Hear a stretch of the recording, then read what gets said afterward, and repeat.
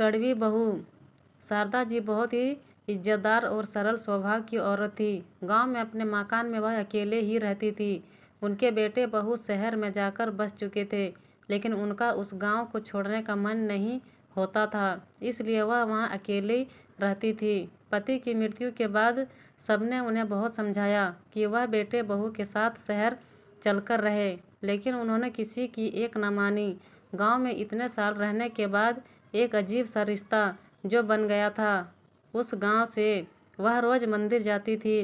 रोजाना की तरह एक दिन वह मंदिर जाकर आ रही थी तो संतुलन बिगड़ने की वजह से वह गिर पड़ी। गांव वालों ने उन्हें उठाया, पानी पिलाया और समझाया कि अब इस उम्र में अकेले रहना ठीक नहीं है। शारदा जी के 3 बेटे थे और तीनों ही शहर में बसे हुए थे।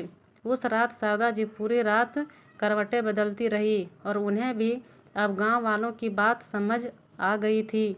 उन्होंने परिस्थितियों को स्वीकारते हुए यह फैसला किया कि वह शहर चली जाएंगी और अपने बेटे बहू के साथ रहेगी।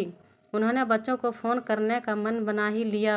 शारदा जी की बड़ी बहू बहुत आज्ञाकारी थी, मंझली बहू मस्त मौला और तीसरी बहू स्वभाव से बहुत कड़वी थी। शारदा जी धार्मिक प्रवृत्ति की थी और कहीं भी कोई तीज त्यौहार आता तो पहले से ही तीनों बहुओं को बता देती थी।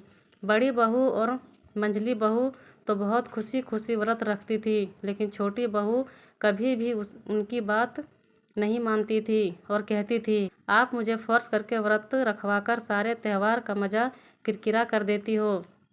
शारदा जी को वह एक आंख नहीं भाती थी और वह उसे हमेशा व्रत जाप करने के लिए कहती रहती थी कि शारदा, इसके कुछ पाप धुल जाएं। दोनों की किसी न किसी बात पर रोज़ बहस हो जाती थी। तो एक दिन शारदा जी को बहुत गुस्सा आया और उन्होंने कहा, तू क्या सोचती है कि बुढ़ापे में मैं तेरा आसरा लूँगी? मर जाऊँगी पर तेरे पास कभी नहीं आऊँगी। शारदा जी ने बड़ी आस के साथ सबसे पहला फ़ोन अपनी बड़ी बहू को लगाया और बोली, मैं गिर गई हूँ और आजकल ऐसा कई बार हो गया है, तो मैं सोच रही थी कि तुम्हारे पास आ जाऊं। बड़ी बहू ने सुनते ही कहा, अभी नवरात्रे चल रहे हैं, मंजी और मैं नवरात्रों में नंगे पांव रहती हूँ और किसी का छुआ भी नहीं खाती, तो अभी नहीं। फिर शारदा जी ने मंझली बहू को फ़ोन किया, लेकिन उसने भी कोई बहाना बनाकर टाल दिया। जब बड़ी और मंझली बहू ने ऐसा जवाब दे दिया तो फिर छोटी बहू से क्या उम्मीद लगनी, वो तो पहले से ही स्वभाव की कड़वी है।